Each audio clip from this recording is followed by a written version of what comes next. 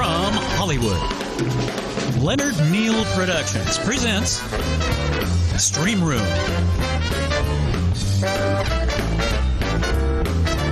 And now, here's your host, Leonard Neal.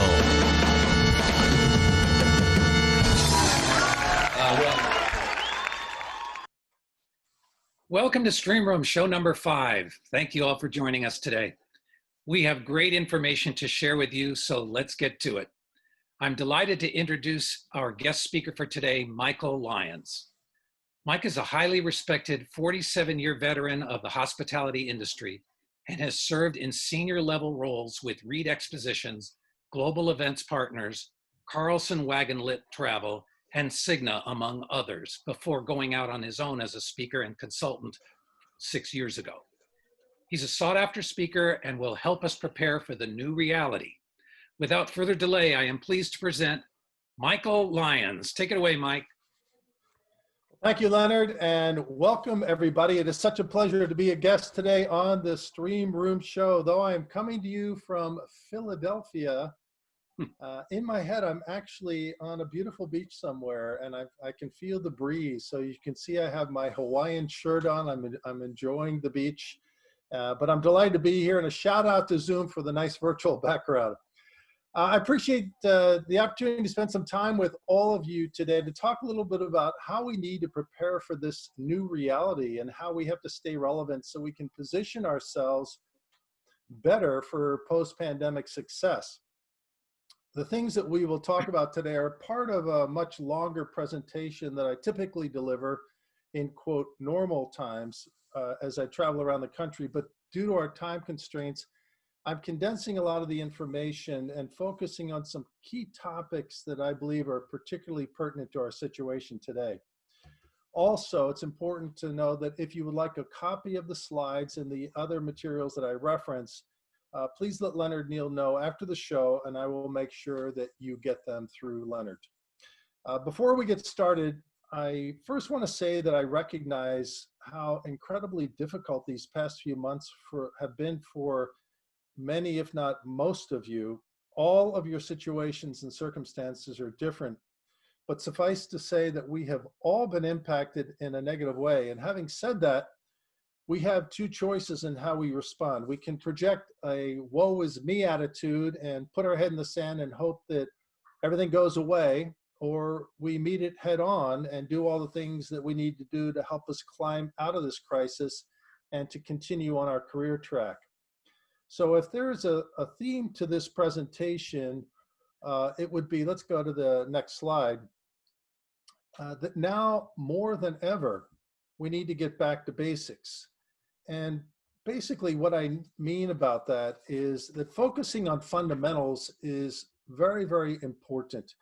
It doesn't matter whether you've been in your career 5 years or 25 years. We all need to constantly pay attention to the little things and work on those fundamentals every single day. The problem is, I think sometimes we get lazy or we get casual or comfortable, or we think that we know it all, and we start to stray away from the fundamentals. And I always like to point to successful teams and athletes, because even after winning a championship or an Olympic gold medal, athletes go back and they train and they start getting ready for the next season or the next Olympics. And they pay attention to all the little details that got them there in the first place. And we, of course, in our careers, we need to do the same thing. But before I go any further, I think it would be helpful if I give you just a little bit of background. So let's go to the next slide, please. Leonard gave you a brief overview, but I am very blessed because I have spent 47 years. In fact, today is the 17,089th day in my professional career. But who's counting? Obviously, I am. But that's nearly 47 years, and I've spent almost the entire part of my career in the hospitality, meetings, events industry. And I have been fortunate to have worked for about 13 companies during those years, including American companies, French companies like Wagon Lit, British companies like Reed Exhibitions, and I've had 28 bosses. All of those companies were either private, public, startups, family, you name it, I worked for them. Worked in a number of cities, as you can see there, Philly, Stamford, Connecticut, New York, Columbus, etc. I also have started and failed on the side for private businesses. So lots of highs and lows during these 47 years. And the main thing I want to say is that I made some big time mistakes. And I tell you all that as we get started here, because I want you to understand that where I am right now is I am loving the fact that I can go out and speak and share some of the wisdom that I have gleaned throughout the course of my career, and hopefully allow you to walk away with some tangible takeaways today from our discussion. I have spent the last 6 years, as Leonard mentioned, I went out on my own. I actually pursued my dream, which was to kind of go out and be my own entrepreneur. And I have been enjoying it immensely. So the last 6 years I've been out as a speaker, as a consultant, as an actor. I wrote a book, so I'm doing all sorts of wonderful things. But let me share with you, as we go to the next slide, some of the things that I have learned along the way. Now, some of these may seem obvious, or you may be saying, duh, I already know some of these, but these are the things that have really stood out to me as important lessons that I have learned. And in this talk, I'm going to touch on a couple of these things, in particular, pursuing your passion and writing down your plan, but all the other things that I've listed here, like believing in yourself and treating people with respect and giving back and helping others, doing the right thing. All of those things are very, very important lessons that I have learned. And again, I think some of them are obvious, but we always have to constantly remind ourselves that these are very important things. And as we go to the next slide, there's a few more here. And all of these are important. I think if we could go to the next slide. I want to just focus on a couple of things. And those are that we want to make sure that we are finding our place. Finding your place. So what I mean by finding your place is, those of you that may be paying attention or tuned in today, you may be working in a job where you're not particularly satisfied or happy, but that you love our industry. Maybe you're in a hotel and you want to work for a DMC, or you work for a DMC and would prefer to work for the Convention and Visitors Bureau. Finding your place is a very, very important thing. And for me, I made a lot of changes along the way in my career because I was constantly looking to make sure that I felt comfortable in whatever I was doing. So when a job didn't pan out the way I thought it would, I would try to go find my place somewhere else.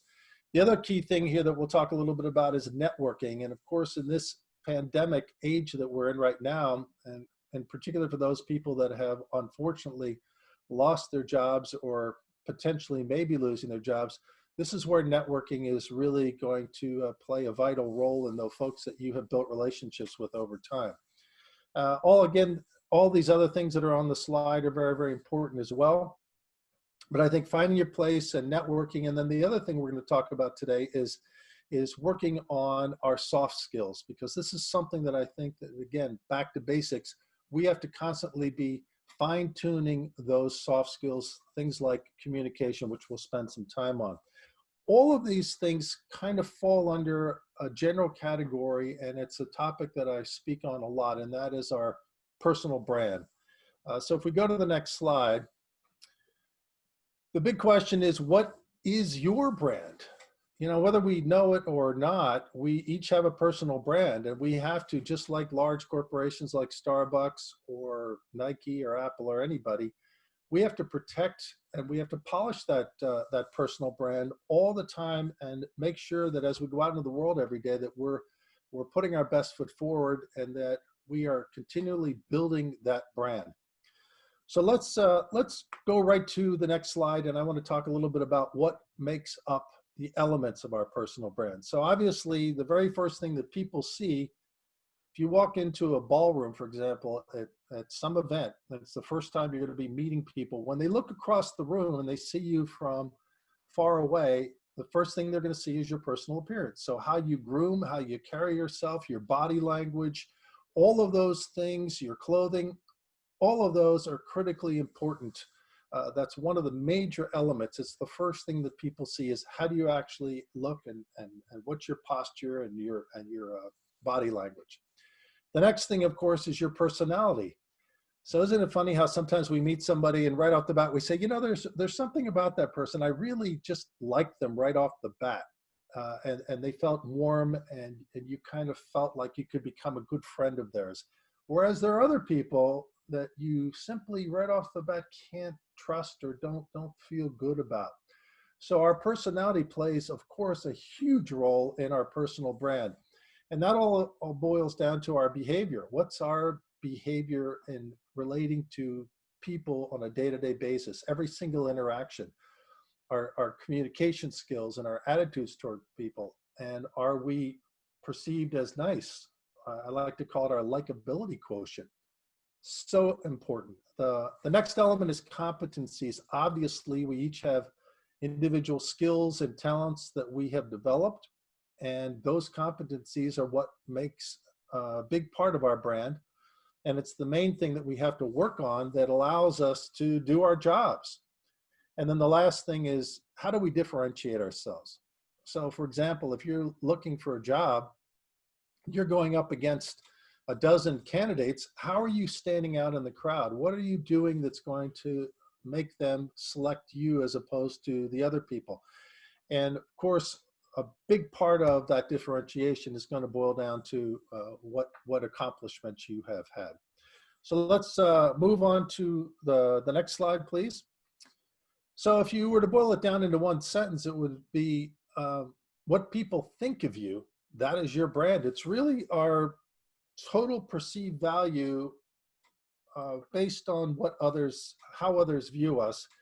And this is again, on our everyday interactions with people. The first thing is values. What is at your core? What's your attitude? And we just talked about that briefly, but your attitude, do you have a glass half full or glass half empty attitude? And people pick up on that immediately, and that really drives whether they want to do business with you, hang around with you or not. Nobody wants to be around somebody that has that bad attitude. The next thing is your passion typically will always shine through. When we see somebody doing their job and we can tell that they love it, it comes through. So we too have to be able to shine through with that passion whenever we are out and doing our jobs. And the last thing is, what did you accomplish? What were the results? So all of those things combined make up how people perceive you and what your personal brand is. So let's go to the next slide. So how do we package our brand? There's something that I learned years ago, of course, and that is that a first impression contributes to about 80% to a lasting impression. And someone taught me about the 312s. And this is very interesting because when, again, you walk into a ballroom, somebody sees you from 12 feet away. That's the first 12. Then when you walk up and shake hands with them, that's the second 12. That's 12 inches away. And then the third 12 is the first 12 words out of your mouth. Those 312s form a very, very important first impression. So you've got to make sure that you're focusing on those things.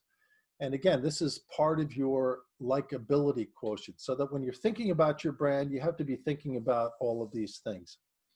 All right, let's go to the next slide. I think we all recognize this simple phrase, and that is that people do business with people they know, like, trust, and have confidence in. So if you think about that for a second, we do business with people that we've developed relationships with. That's why, in particular, in our meetings industry, all these face-to-face opportunities that we have to get to know people and to get to know them on a personal level and find out about their dog and about their family, that endears us to each other and builds the relationship, which builds the trust. So you're ready to turn over your business to somebody that you know, that you like, that you trust, and of course have the confidence that they're going to do the job for you. Many times your job is on the line based on whether or not they're going to do their part for you. So that, again, all of this contributes to the personal brand. And then we move on to the next slide. I think that you can encapsulate this in this one saying, and that is, you are what you do, not what you say you will do. And I can tell you so many occasions where people have promised me something. For example, I'll have that report to you by Friday afternoon, or I'll get that proposal, or whatever. and Friday comes and goes and I don't have the report. Right off the bat, their credibility and my trust factor with them is changing because I am not sure that I can count on them. So if there's anything that I would tell you that's so important, it is to follow through on whatever commitment you're making to people, because you are what you do. That's how people perceive you. It's not what you say you'll do, it is what you actually do. Our actions speak louder than words, and so our whole reputation, our name, our brand, all of that rests on that fact.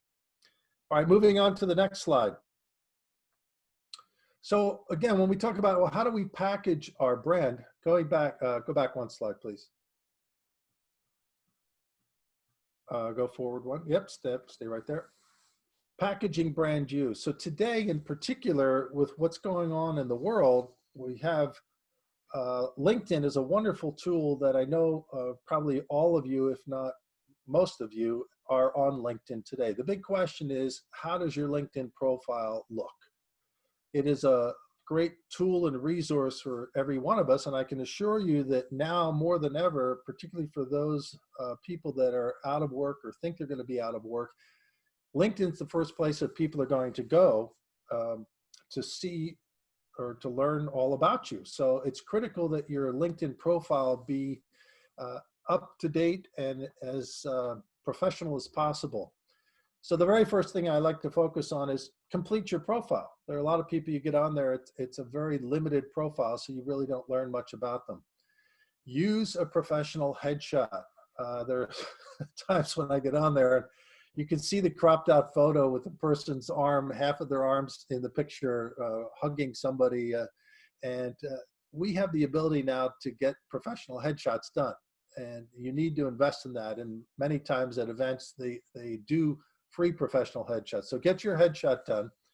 How do you want readers to feel after you're reading your summary? So your summary shouldn't be your title or your position at your company. It should be a summary of who you are and what you do as a professional.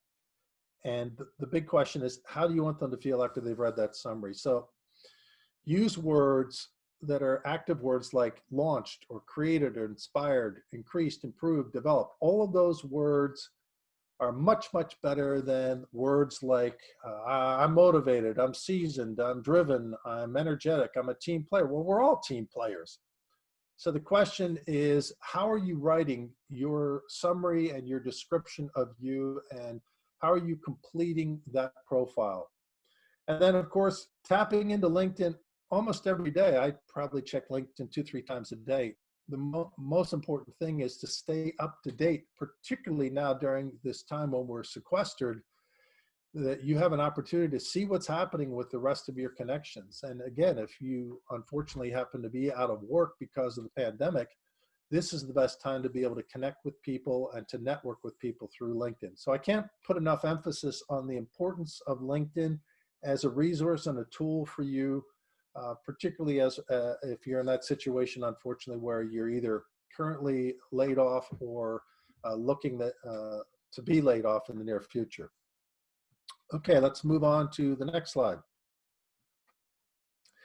This is an area that I think for all of us, some of us struggle with this because every single one of us now has a cell phone and a bunch of other digital devices that we carry around, and we simply live in a digital distraction world. So as you can see by some of the pictures on here, it doesn't matter where we are in our family situations. It's amazing to me when I go out to dinner, or pre-pandemic went out to dinner, and you would see whole families sitting there at the table, every single one of them on their cell phone, not having a conversation. But I think when we put it in the context of the business world, this is a very, very important thing for all of us to remember, is that we have got to be paying attention to the people that we're talking to when we're in a face-to-face situation in particular, of course. And that means that we have to put the phone down, put it away. I've actually been in situations where I have been in a circle of 3 or 4 people, and right in the middle of the conversation, somebody takes out their phone and starts reading or looking at it while we're talking to each other. And I feel like saying, are you kidding? I'm right here. I'm talking to you. You're not paying any attention to me. So it's not only rude and inconsiderate, it's just not a good thing to do. So let's go to the next slide, please. Particularly, as I just said, when we are in live situations at an event or we're speaking to people, put the phone away, and you've got to be present and in the moment and authentic and engaged and be looking at that person and paying attention to them. Because if you're distracted with your phone or you're looking around the room, they're picking up on that very quickly. And I know that all of us that have been in that situation on the other end of that, we don't like that. We don't like the fact that people are standing there in front of us and they're not paying attention to us. So keep that in mind. Very, very important thing for all of us to remember. Okay, let's move on to the next slide, please. So building your network. This is during this time, of course, for many of us that perhaps we have a little bit of extra time on our hands while we are sequestered, that we can use that time to build our network. And again, using LinkedIn is a great idea. But reach out to the people that you want to connect with. Reach out to old friends or colleagues to find out what's happening. Connect and link into new people, particularly thought leaders and people that you would like to surround yourself with, or people that you aspire to be like someday. Get to know the industry movers and shakers and use this opportunity to build your tribe. But I love this slide, your vibe attracts your tribe. So the kinds of people you hang out with matters a lot when you are building that network. But now is a very, very good time to spend some time building that network and staying in touch with people digitally or over the phone. Moving on. Next slide, thank you. So here's another thing that I think is very important for all of us. I think that as we look at our time, unfortunately, we all of us have this struggle with time management. For many of us, that's a constant battle. It often feels like our to-do list grows faster and bigger and sometimes feels impossible to keep up with. And even though there are systems and planners and apps and everything that help us try to master our time more efficiently, it's still always a challenge. And a lot of that blame can be placed on ourselves because we're not managing our time properly. We're trying to schedule too much, too many meetings, too many Zoom calls, and we fill our calendar so much that it makes it impossible just to do the day-to-day things like returning emails and so forth. So as we go to the next slide, I find that one of the best ways to pivot or to manage your time better when you're feeling overwhelmed is, first of all, when something pops in your mind, write it down to get it off your mind. Just put it down, put it on paper. But the next thing is use a system called the 4 Ds, which are delegate, do, delete, or delay. Delegate, do, delete, or delay. Try to only touch or handle something one time and use those 4 Ds. So if you've got something that you can delegate, do it. If it's not that important, you can delay it. If it's totally unimportant, then just delete it, or right then and there do it. But time management is a critical thing for all of us to be able to manage. And again, as we come out of this pandemic, it's going to be even more important as we get back to, quote, our new normal. All right, as we move on to the next slide, I'm going to switch gears here a little bit and talk about another thing that I think is extremely important, and that is communication. So mastering the art of communication, which is a soft skill, and all of these soft skills that we've talked about are important, but I think communication is so essential as we move up in our career. And this applies, of course, to both written and verbal communication, but I want to focus on verbal for the time being. I am astounded at how poorly professionals speak today. As I listen to conversations on TV or interviews or business conversations, I constantly hear garbage filler words like she goes, he's like, and that word like, that's become my favorite overworked word. It seems like it's used as every third word in every sentence. It's not a good thing. And as professionals, we need to be aware of the fact that our communication should be strong and clear and articulate, and that those speaking skills will go a very long way in helping us as we progress in our careers. So if we go to the next slide, I want to tell you a little bit about an app that I came across, which is called Like So. And it helps to train us from using those filler words. It's pretty cool, actually. I'm going to show you a video in a second. But the app, which I have on my phone, and my grandkids use this app, so I practice with it all the time. The grandkids make a game out of it. It actually keeps track of, when you speak into the phone for 30 or 60 seconds, how many times you use the filler word. So it's very cool. So I came across this video that they had on CNBC, and I want to share that with you. It's just a couple minutes long. So let's roll that video of Like So app. Like really, actually, so,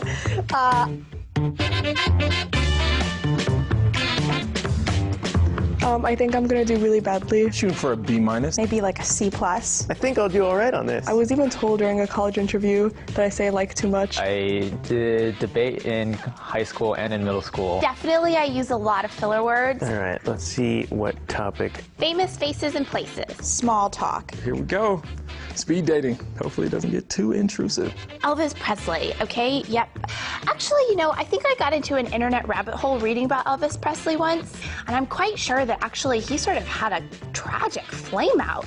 I mean, I think he actually did all these drugs and had a really terrible terrible end of his career. We also have happy hour, I think from 3 to 5. Actually, I take that back. I was in the 5th grade. I actually recently picked up skiing, so if you start in the middle of the day, the snow gets packed down. If you're the best painter in the world, go and kill it. Be a painter.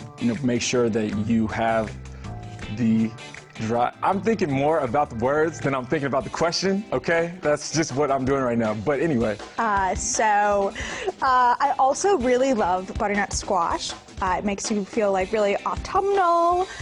Do I get points for fun words? Say it like you mean it. I got a B. I said 12 times. Oh, look out, got an A. Just about exactly how I expected. And that's pretty awesome. That's what's up. How do you fail this app? Work for Saturday night live. That would be pretty awesome, basically. A D+. I used 7 times. That was my problem in middle school. I still have it. 5 times. That's terrible, because I don't want to be seen as one of these I don't want to be seen as a valley girl. I aspire to be a sophisticated, rigorous journalist. All right. Well, as you can see, that's a really fun app. A lot of people that I've talked to are using it as well. So as we move on to the next slide, I want to switch gears and talk a little bit about you and your future plans. Because again, I don't know who's tuning in, those people that have either been impacted in a negative way by the pandemic, or those of you that are and should be just thinking about your career and your future. I think sometimes we get so busy just doing our jobs that we daydream a little bit about maybe doing something different, but we never do anything about it. And I have had a lot of people come up to me after my sessions, and they have said, yeah, I'm really struggling right now. I'm in a place where I'm not sure what I want to do. So ask yourself if what you're doing today is getting you closer to where you want to be tomorrow. And if you're a little bit restless and you're not sure, or this pandemic has caused some issues for you, then doing a lot of the things that we've already talked about, which means focusing on some of the fundamental things and working on our LinkedIn, and also working on our soft skills, communication skills, all of those things collectively will position all of us better as we come out of this pandemic, or even in good times, that works as well. But I think that for everybody, myself included, I have gone through so many questions along the way in my career about, well, should I stay in this job? Should I move to another place? And that's what I mentioned early on in the conversation, which was finding your place. So if we go to the next slide, I have a simple question. If you are not thinking about your future, the question is, why not? And what I have found is there are typically 4 big words that come into play on why we are not doing it. And they are the following words on the next slide: fear, excuses, choices, and procrastination. Think about that. So a lot of times we are just simply afraid of making a change, or we are afraid of failure. We're afraid of making a move where obviously we're not guaranteed that that's going to be better than what we're currently doing.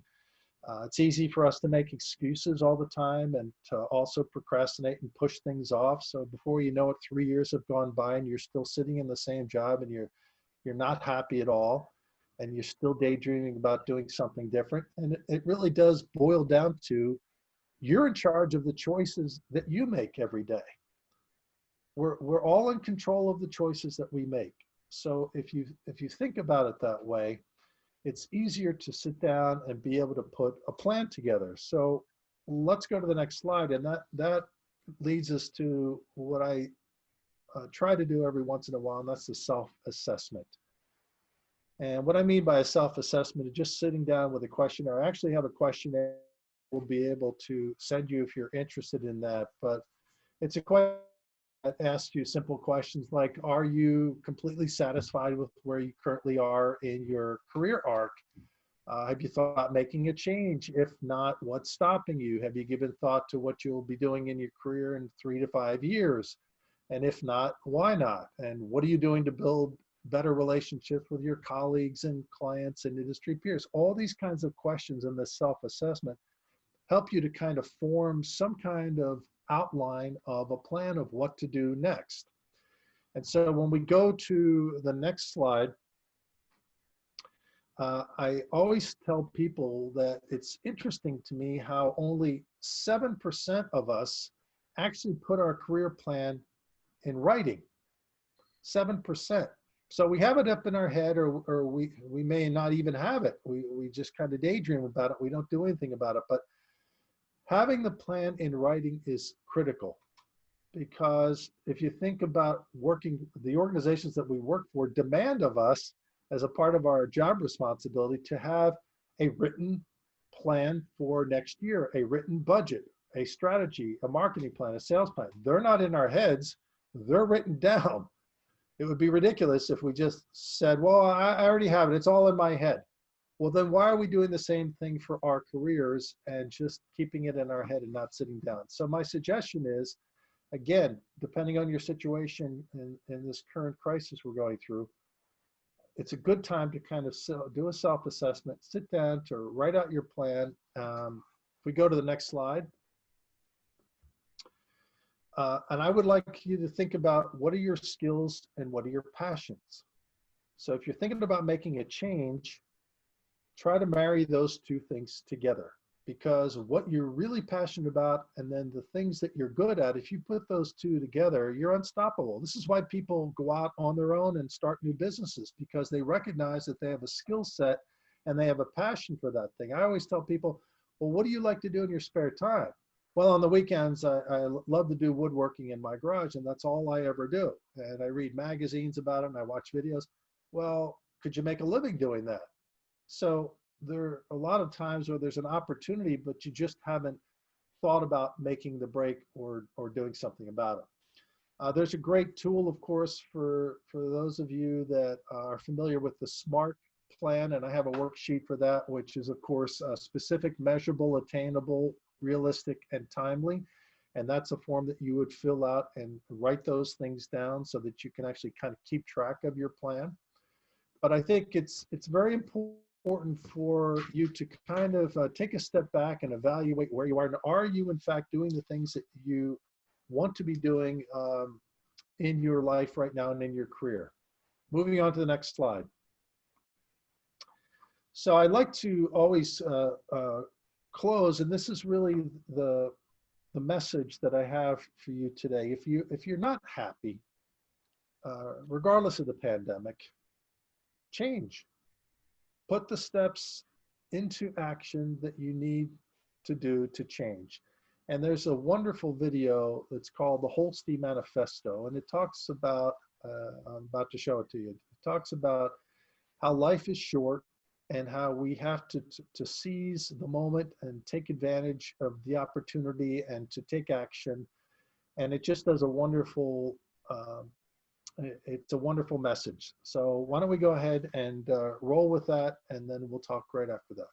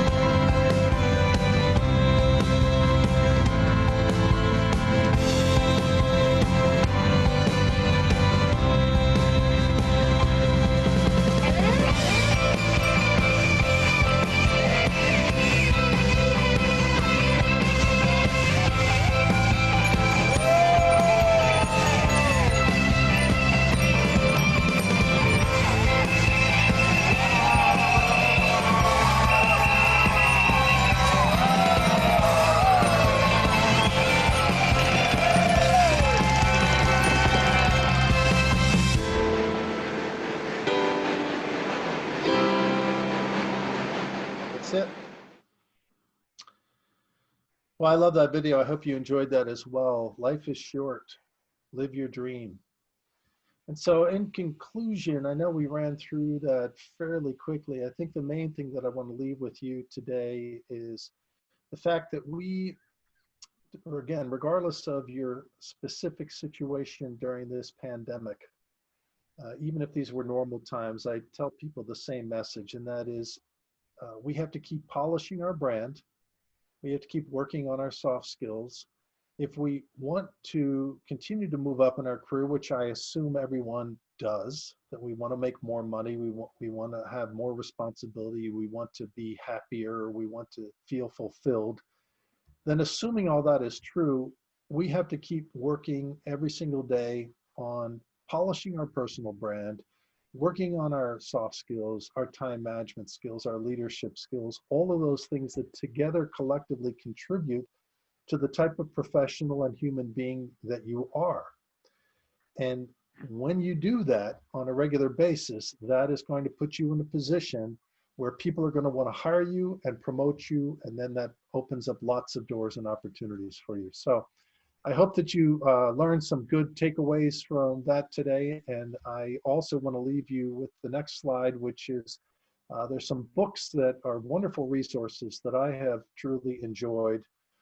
And one in particular that all of you, I'm sure, are familiar with are The 7 Habits of Highly Effective People. That has been through multiple printings, has always been one of the top selling, the famous Stephen Covey book. And it is as true today as it was when it was first published.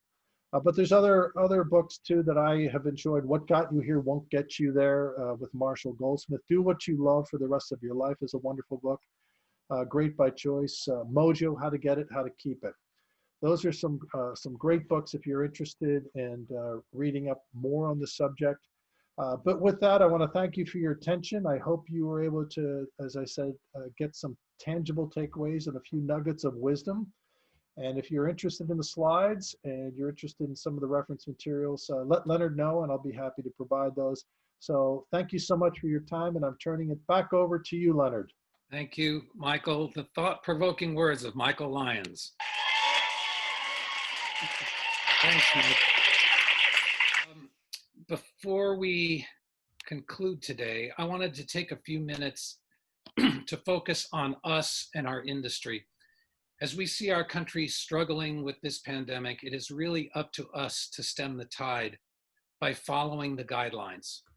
If we are vigilant, we can stop the spread of infection that will allow us to get back to some form of normalcy. With that in mind, I would like to play you this video that Michael recorded. Some of you may have seen this during the site night as we produced their Sites Got Talent contest during IMEX Europe, or on a previous episode of Streemroom. But I think it's appropriate under the current conditions, so let's roll that video.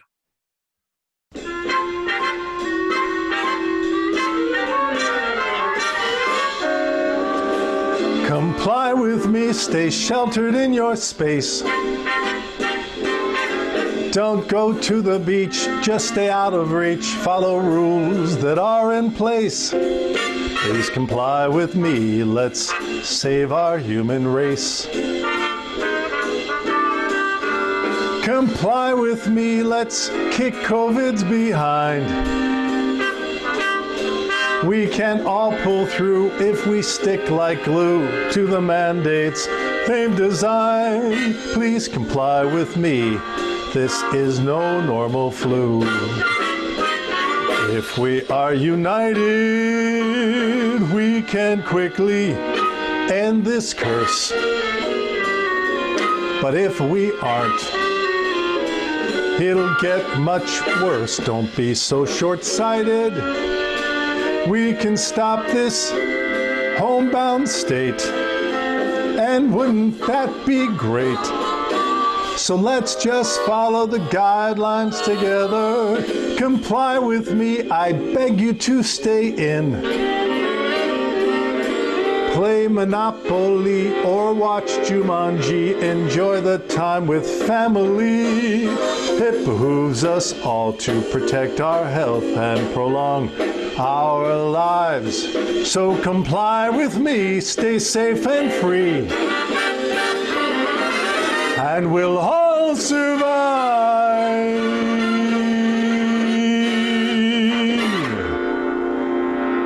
Stay home, everybody. The many talents of Michael Lyons.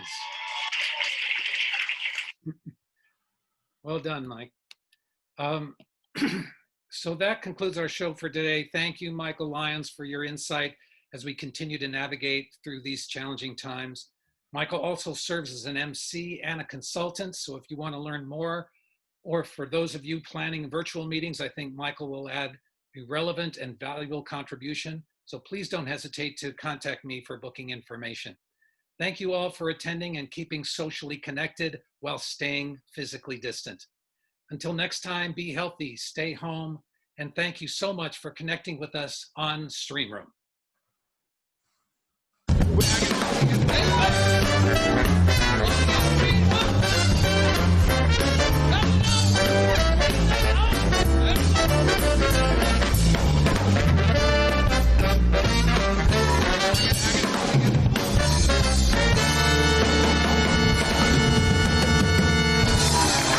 Bye-bye.